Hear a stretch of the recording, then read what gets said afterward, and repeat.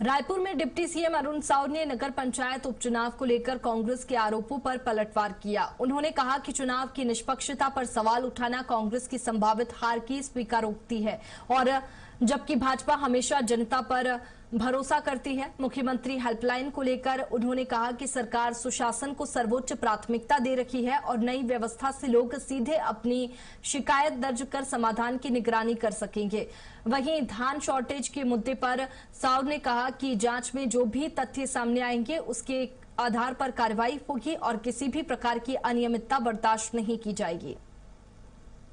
मुख्यमंत्री helpline number इसीलिए प्रारंभ किया है कि लोग सीधे मुख्यमंत्री जी तक अपनी बात कह सके और उसकी पूरी व्यवस्था इस तरह से बनाई है कि उनकी समस्याओं को दर्ज करना और उसके समाधान को ट्रैक करना, तो ये एक बहुत तकनीकी ढंग से पुख्ता व्यवस्था मुख्यमंत्री माननीय विष्णुदेव साय जी ने की है।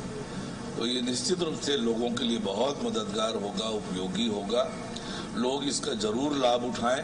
राज्य में निष्पक्ष चुनाव होंगे, इसकी भी पुख्ता व्यवस्था है और हमेशा भारतीय जनता पार्टी जनता पर भरोसा करती है। जनता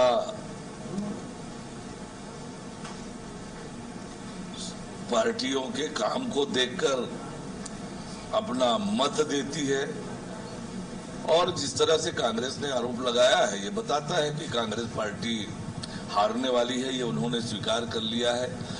देखिए, ये तो सारी बातें जांच से ही समझ में आएगी, पर किसी तरह की अनियमितता, किसी तरह की भ्रष्टाचार बिल्कुल भी क्षम्य नहीं होगा।